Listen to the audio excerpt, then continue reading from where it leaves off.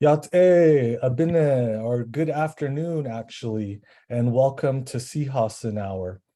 My name is Mahayo Manus, and I'm the Public Relations Director for Yeha Altnido, who does business as the Navajo and Hopi Families COVID-19 Relief Fund.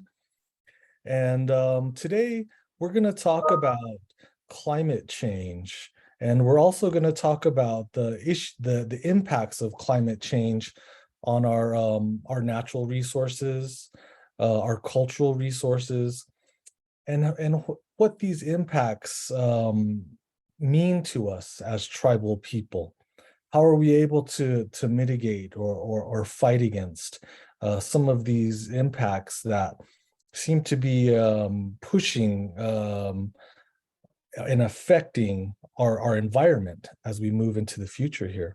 And we do have an esteemed guest today with us, Professor Rebecca Tsosie.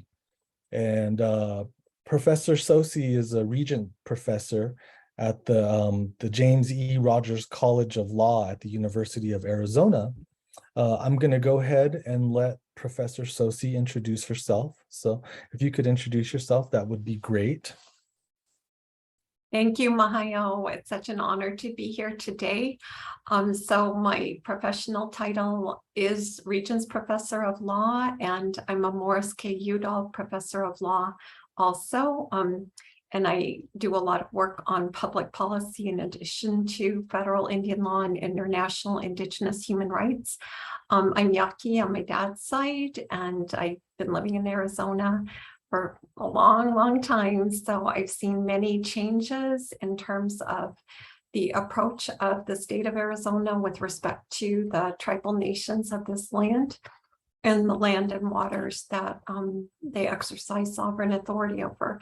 So that is my field. I was at Arizona State University prior to coming to the University of Arizona, and I was the executive director of the Indian Legal Program there, and have had the honor for over 25 years of working with many Native students, both from Arizona, from other states, as well as internationally. So thank you.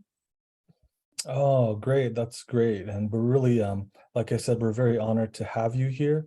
We have an hour that we're going to discuss some issues revolving around climate change. So we're just going to kind of jump right into it. I think as tribal people, we all understand that we're kind of the first to feel the impacts of climate change. I think if we look at the histories of our governments and how they've been implemented within our nations, we can see that many of these governments, the governments were set up to foster resource extraction or to foster certain aspects of going after our resources on tribal lands. If we look at the Navajo Nation, we've had a long legacy of coal mining that's happened here within the Navajo Nation, and this type of resource extraction has produced so much greenhouse gases, or a lot of greenhouse gases.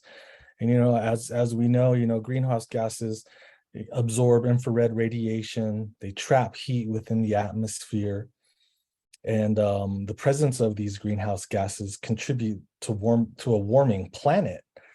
And so this type of extraction and processing of natural resources, they say, makes up half of the global greenhouse gas emissions, while contributing to more than 90% of global diversity loss and water stress impacts. So as tribal people, we think, well, how does that affect us? We look at our lives, in our lands, in our environments, as being connected. Everything's connected. We're connected to the earth. We're connected to the plants, the animals, the atmosphere. And we start to notice that there's changes, and these changes are impacts of climate change. We can see that much of our water supply is starting to diminish. We can see that we're having global impacts. This year alone on the Navajo Nation, we've had quite a bit of flooding. Now, that could just be a wet year, but it could also be an impact of how our climates are changing. So you can kind of just setting it up in that way, as we look at at things like environmental justice. Environmental justice for Native people goes hand in hand with Indigenous rights, sustainability. And often we experience that our lands are the first to be targeted for things like resource development. And we can see that there's environmental injustice that happens on tribal lands. So, along those lines, this is maybe I'm jumping all over the place here, but, how is it that you might be able to elaborate or to maybe let us know, how are tribes able to redefine the perspectives that they have to fight against climate change and to take stands against certain things like resource development that impact climate change? That's a wonderful question, Mahayo, and thank you for laying out the framework so well and so clearly. I started to work on climate change issues in my own work as an Indigenous legal scholar in 2005. And I have to say that it was started because I went to a conference in the Pacific Northwest, and there were many tribal leaders from Oregon, Washington, and Alaska. And they actually were the first to show those slides of what was happening, that their villages in Alaska were being submerged, that the fish were dying in the Pacific Northwest because the waters had become so hot, and because the way that their migrations worked from the ocean through the rivers were blocked by many of the challenges that you just described in service of hydroelectric power and other forms of energy development in their area that were contaminating the water. And one of them was the Hanford nuclear disposal plant, which actually contaminated the fish resource for the tribes that were affiliated to that area. So that was an eye-opener from me, being from the Southwest, where, as you point out, the main economic development for much of my career in the Four Corners area was coal, but also the revenues that were generated, right, from the dispersal of power throughout the Southwest. The Four Corners area at that time had the biggest concentration of coal-fired power plants in the entire country. There was no other place that was so heavily impacted. When you looked at what the quality of the air was that tribal members living on those lands were experiencing with all of those power plants fired up 100%, it was unbelievable. When you looked at the waste that was generated from those power plants, and the thought was to just submerge it into the earth, all that toxic sludge, just submerge it into the earth. So I started to look at that picture and I thought, well, I'm in a really strange position here, because the political sovereignty of the Navajo Nation and the Hopi tribe at that particular point in time was, we need the revenues from this development for our members. We don't want outside environmentalists telling us what to do. This is a sovereign decision of the nations, and I was committed to uphold the legal and political sovereignty of every federally recognized tribe in this country. But at the same time, I thought, but what you just said, Mahayo, is true, that there was no teaching in the original laws that were given to Indigenous peoples at their creation. There was no teaching that said that you could alter the earth at that level forever and all time for $1 profit. There was nothing like that. You will not find one Indigenous people on the entire planet that had that as an original teaching. So where did that belief come from, right? And so looking at the US market economy in a global context, it's moving energy for the highest value to the most lucrative market that you can. If the lucrative market is somewhere else, you're going to move that energy somewhere else. So the power plants at the Four Corners served Phoenix, Las Vegas, Los Angeles. Those mega cities never would have existed without that energy. So it's a product of economics. Now, I want to be very careful that I'm not blaming any tribal government. I have a great deal of respect for all of the activities that they must engage daily. But I think that both you and I realize that the fossil fuel industry was already designated a dinosaur long before there was any talk of shutting down the power plants at the Four Corners. Those companies knew what was on the horizon. And I actually talked to officials from those companies when I looked at the insurance information and the liability. They wanted out of that business. And that turned into tribal economic self-determination by operating those coal enterprises. So what do we call that in American history? We call it colonialism, right? That's what we call it. It's just a different modern form of it, but it's using tribal nations as resource colonies. Now, everybody, I think, but I don't know, you have to tell me, everybody today recognizes that there is a scientifically documented consensus among all global countries that climate change is occurring more rapidly than we ever would have thought 20 years ago, that the emissions levels are far beyond what is sustainable for our planet, and that if we continue at this scale in the near future, we're going to have more of what's happening right now, those huge hurricanes, those enormous storms. I was just at a conference on tribal water law, and somebody reported back from Alaska about the damage in this latest storm, that the villages were heavily hit. Those were the ones that they're losing their land. There's going to be no land. You mentioned the Colorado River. Everybody sees what is happening. The levels in those reservoirs are down to 25% of what they were. There is no water in the ways that we have gotten accustomed to. What are we going to do about that? Now, I want to hit the pause button there because I want to go on at length.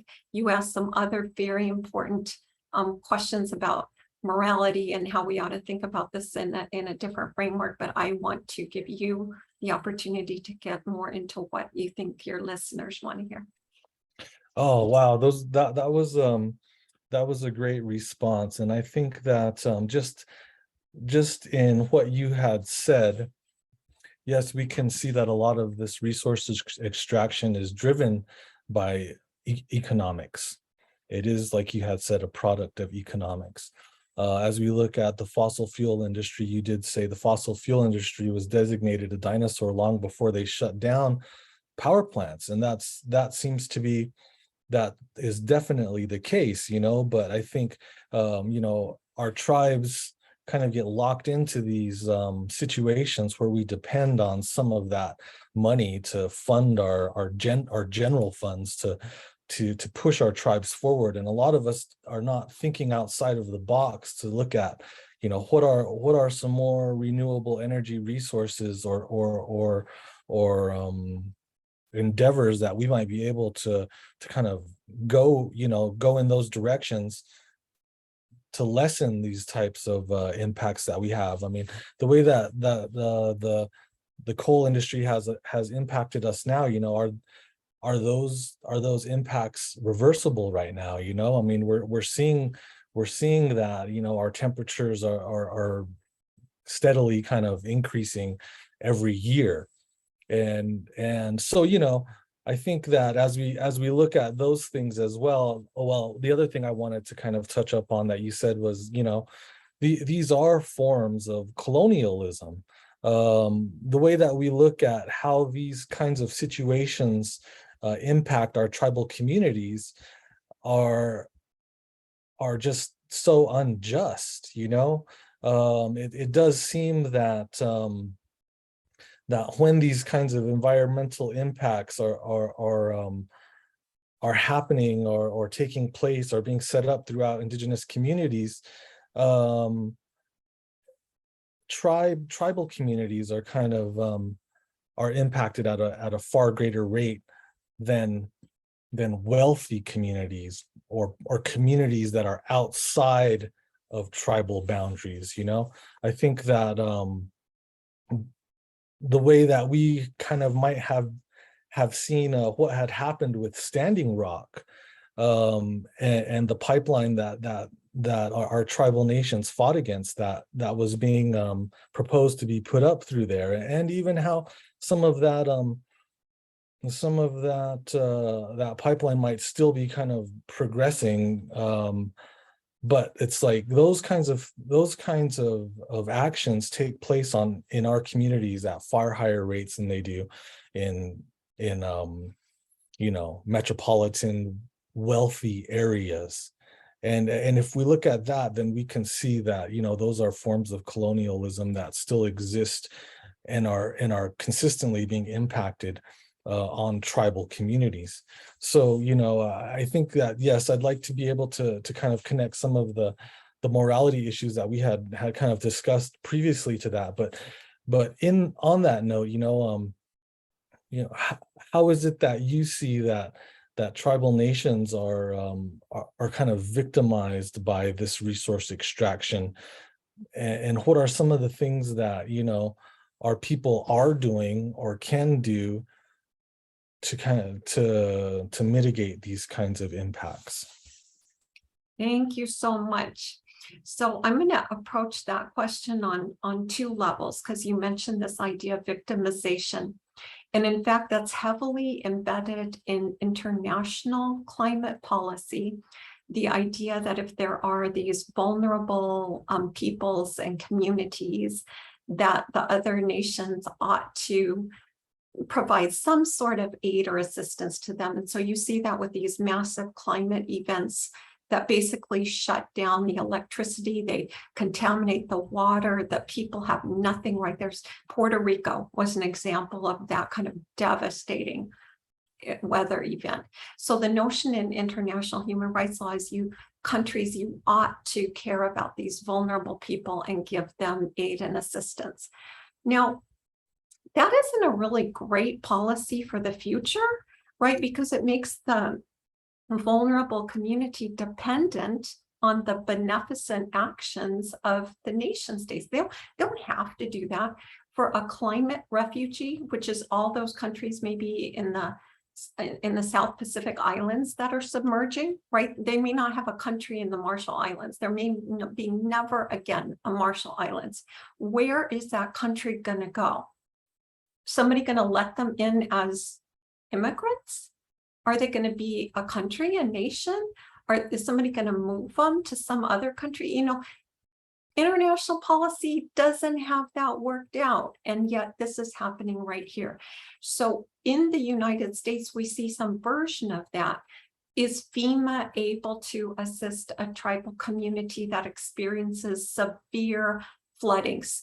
If there's a catastrophic wildfire, as happened in California to many of those indigenous nations, the wildfire blew through their land, right? The forest gone, the people's homes gone.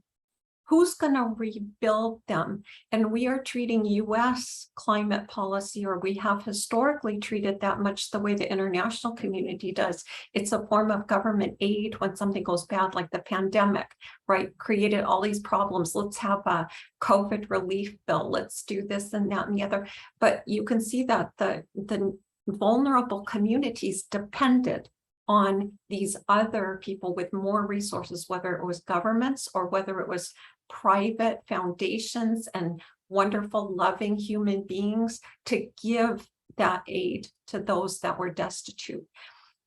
That again is a beautiful thing that they did. I thank them for doing that, but it is not a sustainable policy to survive as nations into the future. So the other part of that was, well, what can Indigenous peoples do that would reverse that ethic and put them in the decision-making authority, put them in the position of power. What can they do, and is it possible? And I'm here to say that I personally believe it is not only possible, I think it is the best way to go. And I'll tell you why I personally believe this. And there would be other people maybe who argue about this, but this is why I believe this. I believe that the mere fact that we have Indigenous peoples in this country and in other countries that are still living on their ancestral territories, that they have that knowledge, that they have survived the most awful level of disease and warfare and starvation and all of these policies historically, they survived that. They're still where they were. They still have that knowledge. And that knowledge is the knowledge of survival. That is resilience at a level that I don't think any other people on the planet have. And when the UN did the 2019 climate assessment, it was the only one internationally that looked at the health of the land and waters. Usually they measure the atmosphere, right? They see what the emissions are and how much we have to go. But that one was a land-based and water-based study. And what it showed is that on the 25% of the Earth's land that essentially were still occupied by Indigenous peoples, 80% of the global biodiversity was on that land. And that is also the case domestically in the United States. Tribal governments maintain control over 56 million acres of trust land. Some of it obviously has been developed in the ways that we discussed earlier. Other parts are not. There are nations managing their forest lands. There are nations managing wildlife, fish, doing things which we now associate with climate adaptation planning, but it is with that lens of we belong to this land, we are going to take care of this land, we know this resource, quote unquote, it is our relative, and we are going to treat our relatives accordingly. And I've never seen that ethic built into any other climate adaptation planning. That is a beautiful construct. And the last thing I'll say is the international human rights law does recognize the spiritual rights of Indigenous peoples. That is Article 25 of the UN Declaration on the Rights of Indigenous Peoples. The article says nation states must recognize the intergenerational relationship that Indigenous peoples have in place with their ancestral lands, territories, and waters, and their obligations to future generations with respect to that. And there is not another provision in international human rights law like that. It is unique because Indigenous peoples have that relationship. Wow. Wow. Awesome. Awesome. And I think that some of the things you brought up just now, you know, are concepts and ideas that we can segue into this next question. But, you know, as Indigenous people, we do have a responsibility to future generations, and that's just how we're brought up. You know, we're brought up to think about the generations ahead of us and how we're able to sustain our lands and our water and our air for future generations. You know, and those are things that aren't dependent on any kinds of profit margins. But as we kind of look at how this, you know, our scenario is in places like the United States now, I mean, even water is turning into a commodity that might be started, that can be traded. I mean, these are things that are just, you know, crazy for us to conceptualize. However, you know, maybe you can talk about how you know, we're able to connect, you know, the moral argument for Indigenous sustainability and the concept of spiritual rights, you know, as they pertain to climate change and adaptation plans. I think you hit on some of those things just now, but, you know, if you were able to elaborate on some of that, that would be awesome. Thank you, Mario. So I think the challenge for all of the federally recognized tribes in the United States right now is to actually demand that the forms of governance regionally are transformed to put them in the beginning part of decision making, whether it is state or federal, with respect to the lands. And so I believe that the sort of challenge of climate change, again, is that we don't locate the responsibility with any one government or corporation or anything, right? That West Virginia versus EPA case out of the Supreme Court says the EPA can't even take action to curtail greenhouse gases. That's not an authority they have. You bring a human rights lawsuit to make the United States do greenhouse gas emissions controls, it gets thrown out. You can't make a country do any of that stuff. So what is happening is that climate mitigation or adaptation must be a product of the local region. And if you look at the health of the land, the region could straddle international boundaries, it could straddle state boundaries. It's definitely going to intersect with various tribal reservations, right? So just the claim of political and legal sovereignty is a claim to decision-making authority, but it must be exercised in a governance regime that is multiple sovereigns, because no one of them can do the job. They have to work together on it.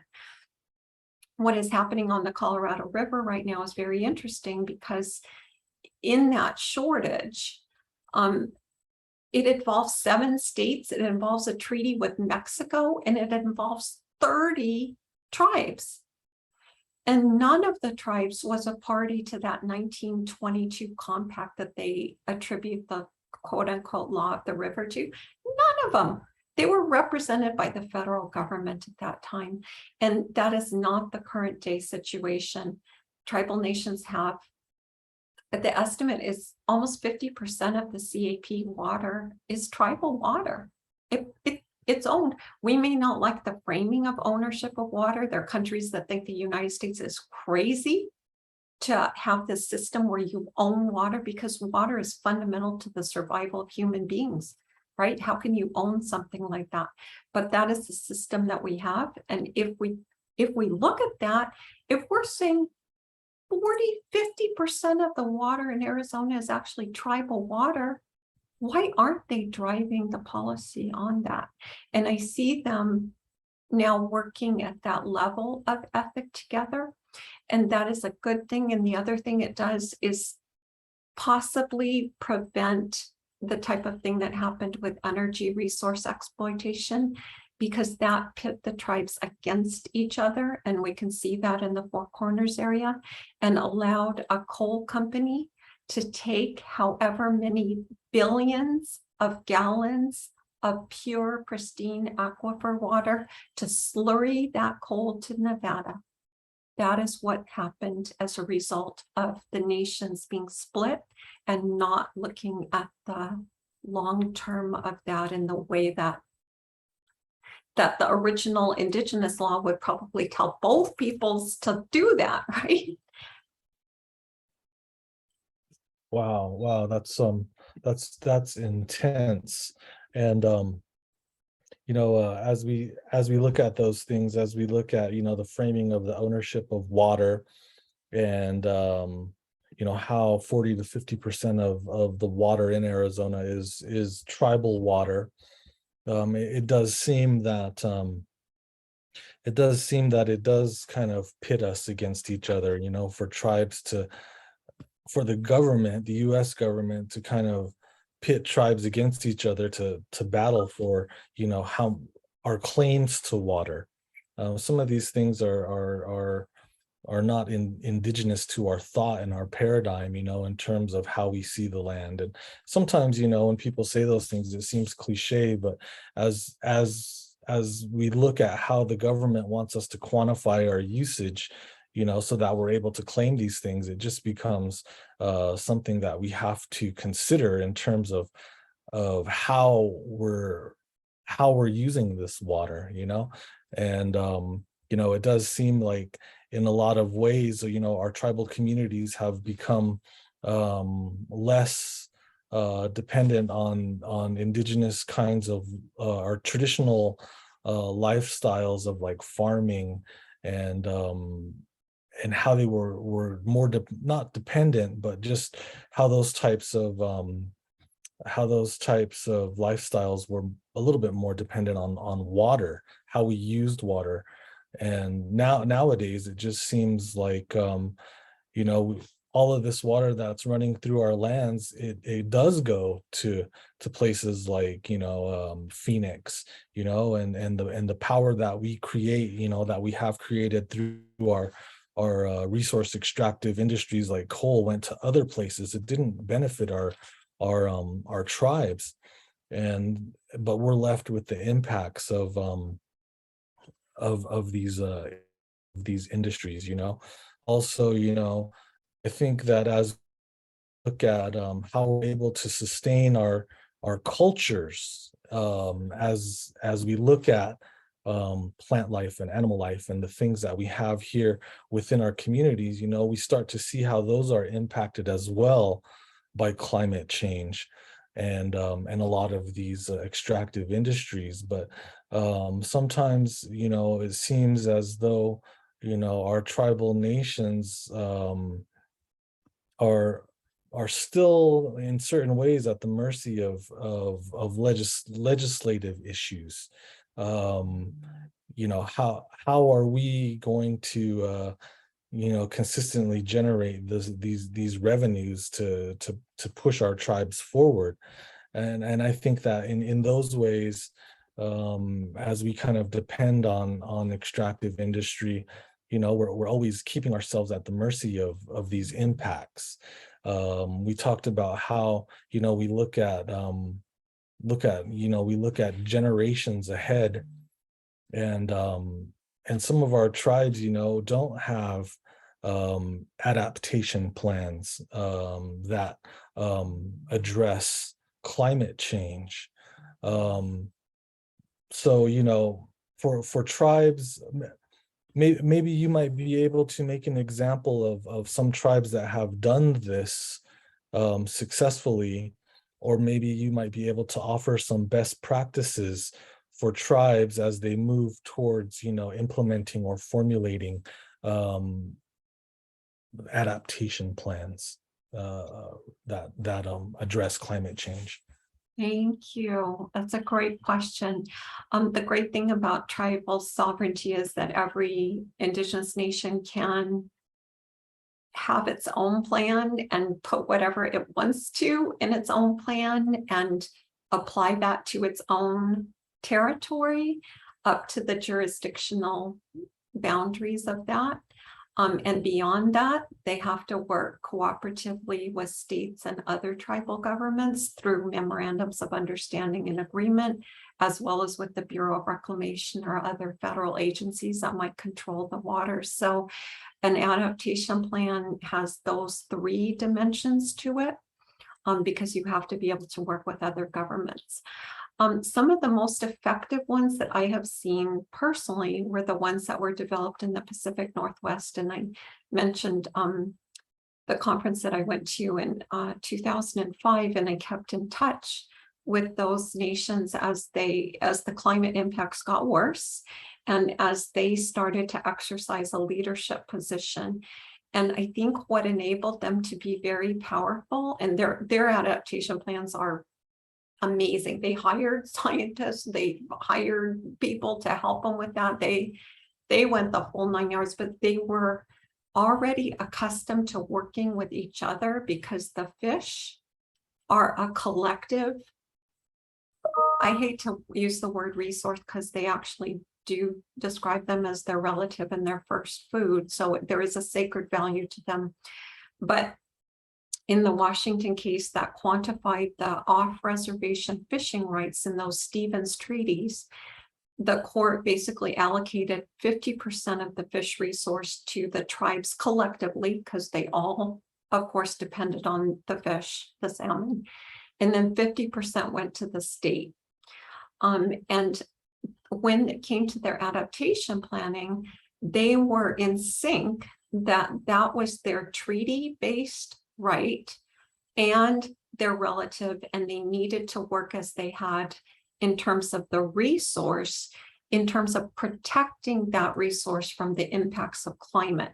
So the Washington Culverts case, I don't know if any of your listeners have followed that, but that's kind of the modern day view of what happened to the fish resource. And see, the state of Washington had all these culverts, which were designed to mitigate flooding and do whatever. So they meant well, but the effect of that was to actually kill the fish because they were trying to migrate upstream and they would die.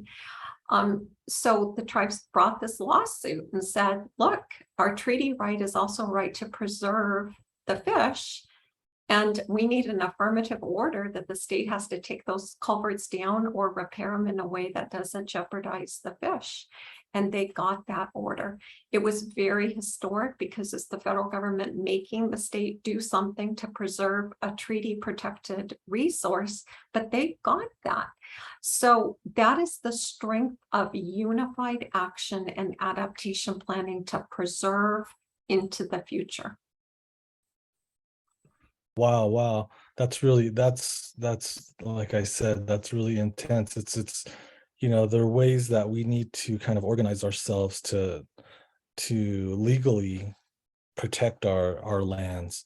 Are there would you say, are there any legal twists or legal perspectives or best ways that we might be able to approach, we as tribal nations, to strengthen our approach in protecting our environments through these types of adaptation plans? So I think we can go through stages, right? Because change is hard for human beings. They get used to something and they get used to doing it over time, and then they really don't know if they want to change that. So the standard mantra is tribal sovereignty gives you jurisdiction over your land and your people. And then you hope for the best with respect to everything else, but that's all you can really control. And see, the federal government has the trust responsibility, so they have the dollars.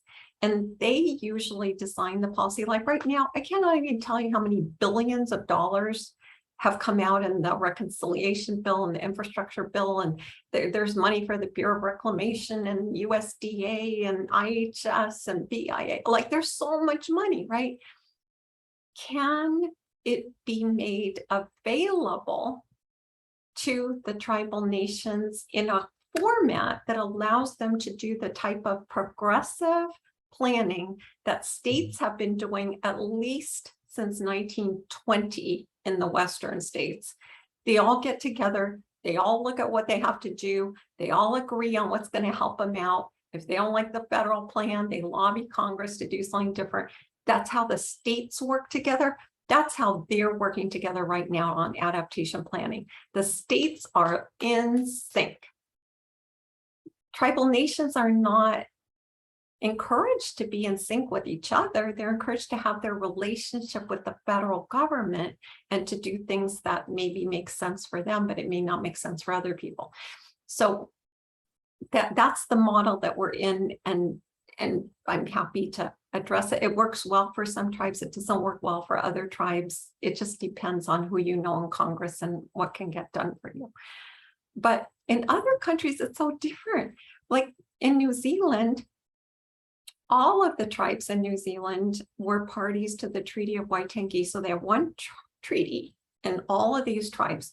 And there's a Maori language version of the treaty, and there's an English language version of the treaty. And not surprisingly, they don't always line up.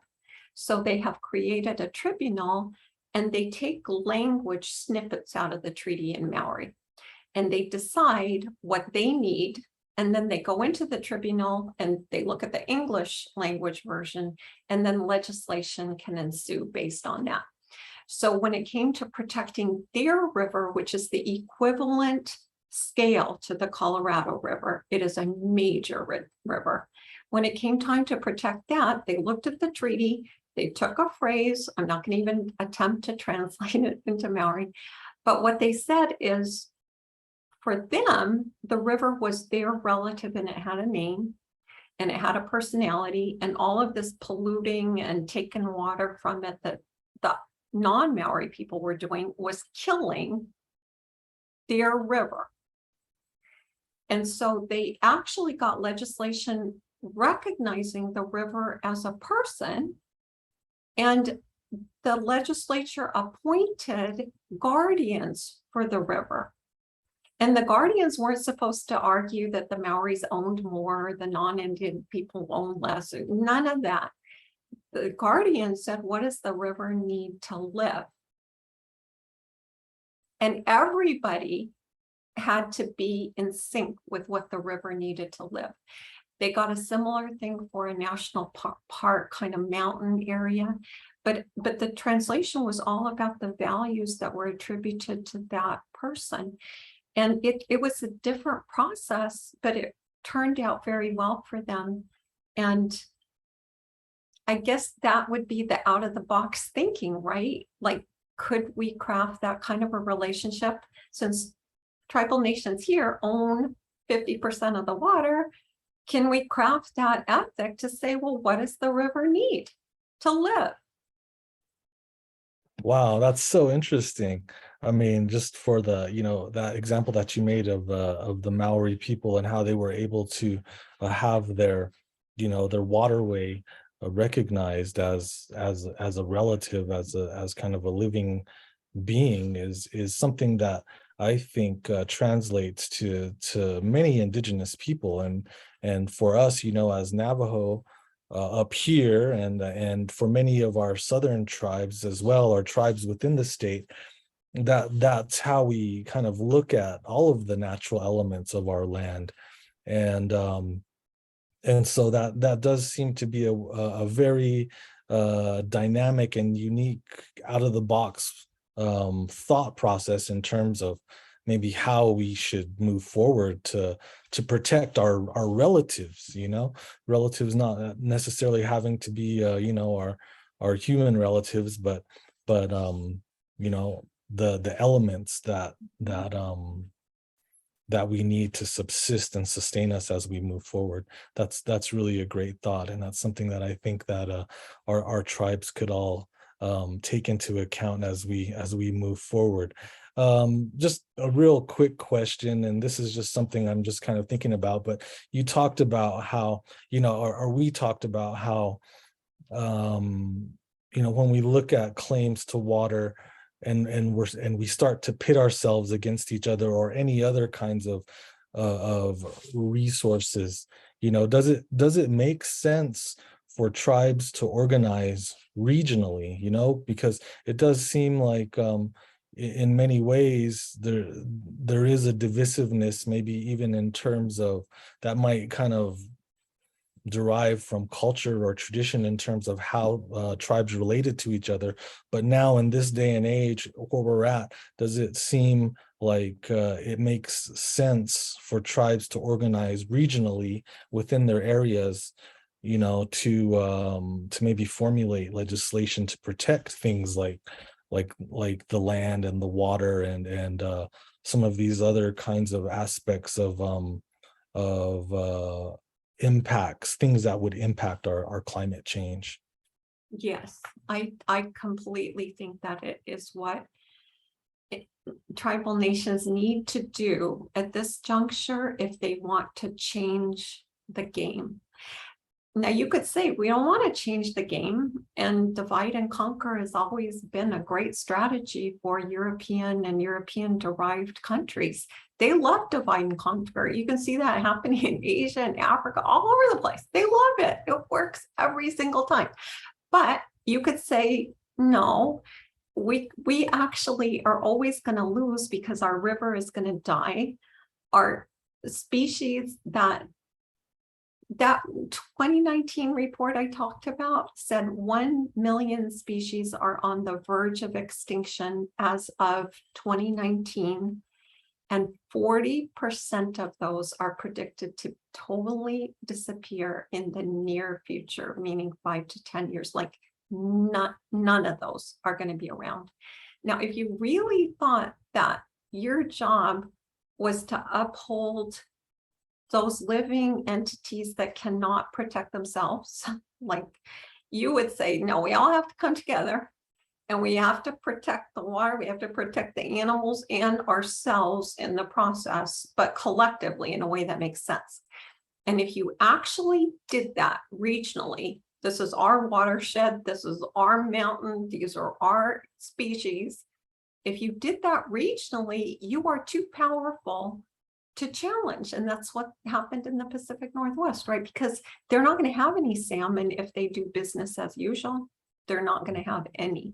And that is sacred. So if you believe in a concept of the sacred and you believe you have a responsibility, then that is that choice that has to be made. At the conference I was just at, there was a tribal leader from New Mexico that said that the governor had just created something in terms of their water structure because they have many Pueblo Indian nations along that river and that have, again, profound water rights in New Mexico. And the governor convened a different governance structure at which all those nations are represented and they can give their traditional instruction about the water. So it is available as a way to think about that.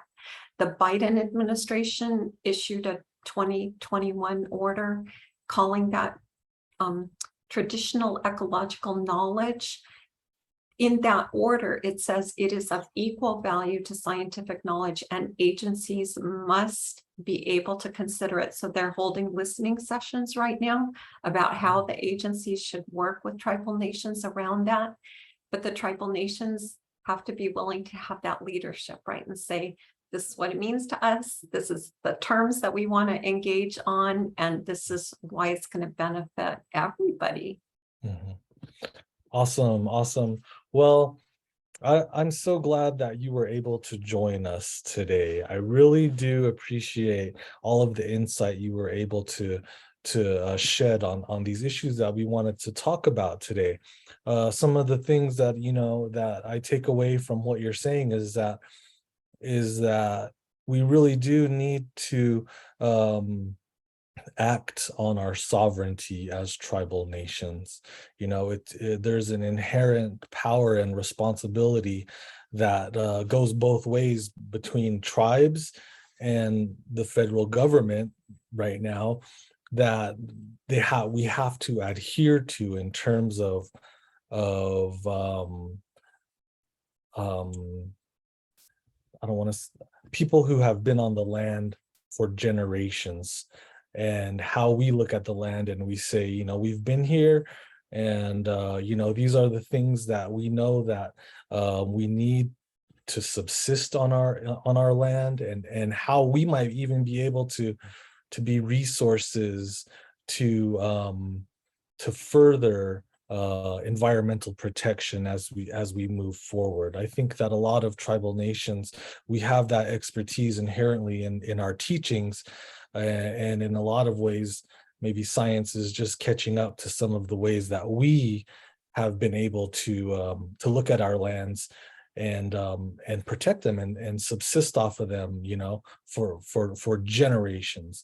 So, as tribal people, we really do need to look at our sovereignty. We need to look at, our tribal wisdom and just build on it. And I thought that, maybe in some certain way, those were some of the things that I pulled from what you're saying. I think that there is a lot of dynamic ways that we need to be more strategic politically as we look towards the future and how we're able to protect our relatives. I like what you had said about the Maori. I mean, that's how we look at our rivers. That's how we look at the air, the canyon behind me here.